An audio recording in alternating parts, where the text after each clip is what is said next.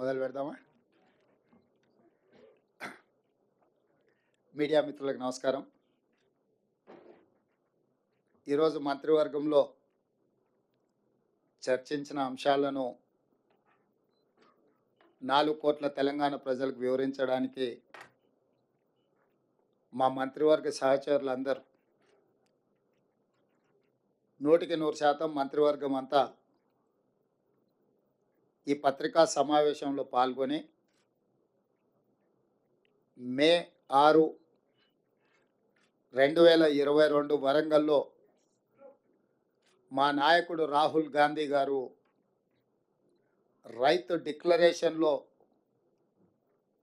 తెలంగాణ ప్రజలకు ఇచ్చిన గ్యారంటీని అమలు చేయడానికి మంత్రివర్గంలో విధానపరమైన నిర్ణయాలు తీసుకొని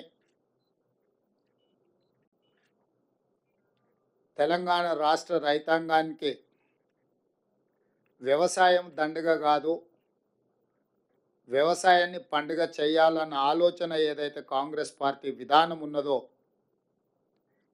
ఇదే కాకుండా కాంగ్రెస్ పార్టీ శ్రీమతి సోనియా గాంధీ గారు, శ్రీ మల్లికార్జున్ ఖర్గే గారు, శ్రీ రాహుల్ గాంధీ గారు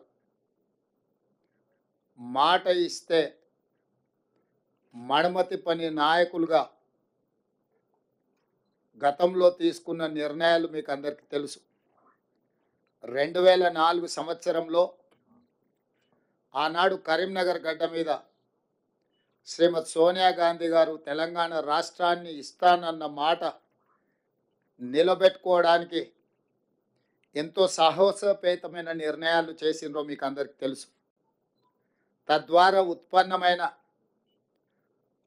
రాజకీయ సంక్షోభం కావచ్చు, కాంగ్రెస్ పార్టీ ఎదుర్కొన్న విపత్కరమైన పరిస్థితులు కావచ్చు, మీకు అందరికీ తెలుసు. అయినా శ్రీమతి సోనియా గాంధీ గారు ఇచ్చిన మాట నిలబెట్టుకొని మనకు తెలంగాణ రాష్ట్రాన్ని ఇవ్వడం జరిగింది. కాంగ్రెస్ పార్టీ శ్రీమతి సోనియా గాంధీ గారు ఏదైనా మాట చెప్పిండ్రు అంటే అది శిలాశాసనం.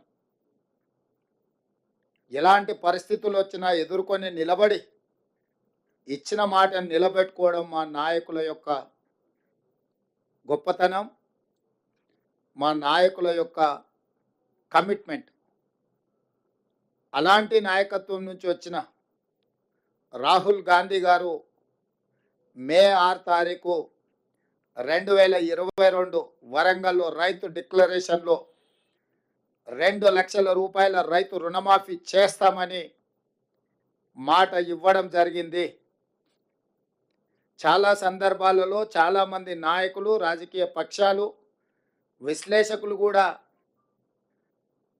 గతంలో ఉన్న పాలకుల యొక్క ప్రకటనలు, నిర్ణయాలను దృష్టిలో పెట్టుకొని కాంగ్రెస్ పార్టీ కూడా అలవి కానీ అమలు చేయలేని హామీలు ఇచ్చిండ్రు అన్నట్టుగా చర్చలు, విశ్లేషణలు చేయడం మొదలుపెట్టిండ్రు.